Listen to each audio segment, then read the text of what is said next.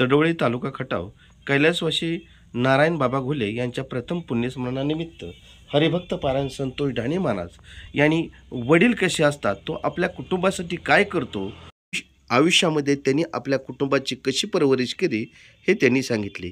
त्याचप्रमाणे आयुष्यात आई वडिलांचे महत्त्व किती महत्त्वाचे असते हे त्यांनी सांगितले। अशा पद्धतीने ढाणे महाराज यांनी लोकांची मने जिंकून घेतली। खरोखरच भाऊ एक आदर्श पिता होते, आदर्श नागरिक होते, याचा त्यांनी गावातील नागरिकांना सुधारण्याचं स्पष्टीकरण व मार्मिक पद्धतीने सांगितले।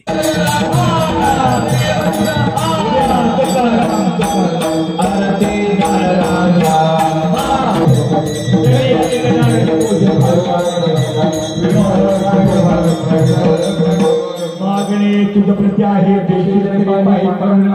या संताची नवी ठेवली आणि तुझे काही मागू देवा तुका म्हणे आता होई मला संताची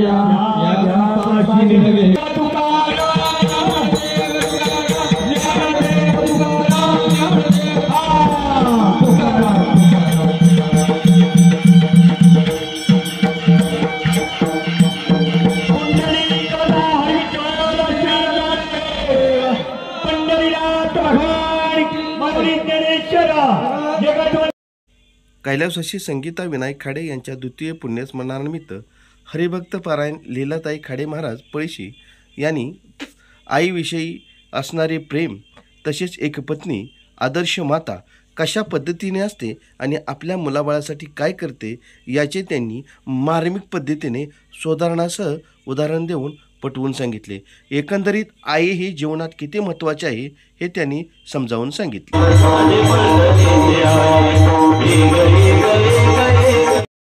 आणि आईची माया जगामध्ये कुठेही मिळत नाही तिला म्हणायचं आई।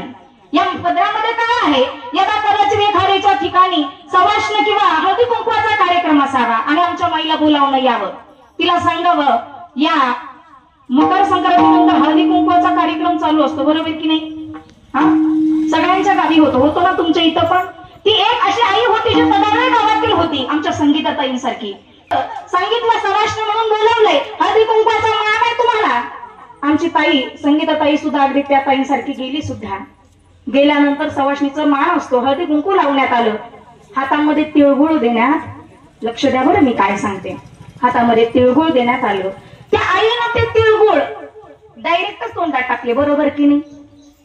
मग काय केलं असेल हो, तुम्हाला खरं सांगू, अगदी माझ्यापासून तुमच्यापर्यंत, तुमच्यापासून माझ्यापर्यंत प्रत्येकीला लेकूरवाळे आहेत, प्रत्येक जणी जिला माहितीला होणार आहे, पण आईचं मातृत्व कसं असतं ऐकून जा।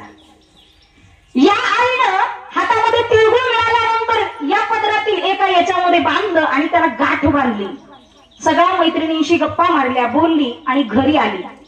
खरं सांगा, जे तिळगुळ अर्ध्या तासापूर्वी हातात आले ते पटकन तोंडात टाकायला हवे, कारण ते चिकट होतात, तिला माहिती चिकट होतात हातातल्या घामानं। तिनं पदराला गाठ बांधावी, ते तिळगुळ घरापर्यंत आणावे आणि आपल्या लेकरांच्या मुखात घालावे। बरं, एक लेकरू आहे का हो?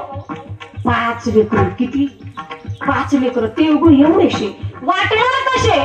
सगळ्यांना अगदी थोडे थोडे, प्रत्येकाला, कुणाला राग येऊ नये, कुठलं लेकरू रुसू नये म्हणून प्रत्येकाला अगदी मोजून मापून प्रत्येकाला।